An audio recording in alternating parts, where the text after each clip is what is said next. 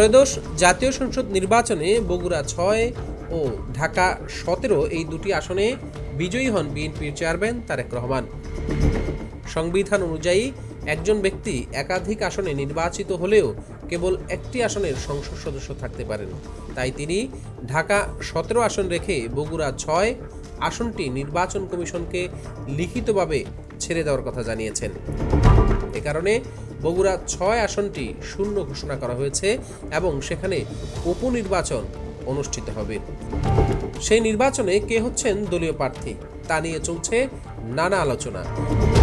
বগুড়া ৬ আসনে তারেক রহমান ২,১৬,২৮৪ ভোট পান। তার নিকটতম প্রতিদ্বন্দ্বী জামায়াত প্রার্থী পান প্রায় ৯৭,৬২৬ ভোট। ১৯৯১ থেকে ২০০৮ সাল পর্যন্ত সবকটি জাতীয় নির্বাচনে বগুড়া ৬ আসনে বিএনপির প্রার্থী বিপুল ভোটে বিজয়ী হন।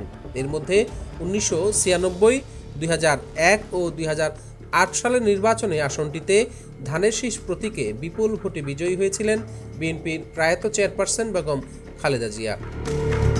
গত ১২ ফেব্রুয়ারি অনুষ্ঠিত ত্রয়োদশ জাতীয় সংসদ নির্বাচনে বিপুল ভোটে বিজয়ী হন বিএনপির চেয়ারম্যান তারেক রহমান। ছেড়ে দেওয়া এই আসনে বিএনপির চেয়ারম্যান তারেক রহমানের স্ত্রী ডাক্তার জোবাইদা রহমান কিংবা মেয়ে ব্যারিস্টার জাইমা রহমানকে প্রার্থী করার দাবি তুলেছেন কেউ কেউ। এছাড়া সম্ভাব্য প্রার্থী তালিকায় স্থানীয় নেতাদের মধ্যে বিএনপির মিডিয়া সেলের আহ্বায়ক মওদুদ হোসেন আলমগীর, বগুড়া জেলা বিএনপির সভাপতি ও বগুড়া পৌরসভার সাবেক মেয়র রেজাউল করিম বাদশাহ, বগুড়া জেলা বিএনপির সাবেক সভাপতি ও বগুড়া পৌরসভার সাবেক মেয়র একেএম মাহবুবুর রহমান, বগুড়া জেলা বিএনপির সাবেক সভাপতি সাইফুল ইসলাম, সাবেক সংসদ সদস্য হেলালুজ্জামান তালুকদারের নাম শোনা যাচ্ছে। বগুড়া জেলা বিএনপির ভারপ্রাপ্ত সাধারণ সম্পাদক মোশাররফ হোসেন বলেন, বিএনপির চেয়ারম্যান ও প্রধানমন্ত্রী তারেক রহমানের ছেড়ে দেওয়া আসনে উপনির্বাচনে দলীয় প্রার্থী এখন চূড়ান্ত হয়নি। তফসিল ঘোষণার পরই যথাসময়ে দলের হাইকমান্ড থেকে প্রার্থিতা ঘোষণা দেওয়া হবে।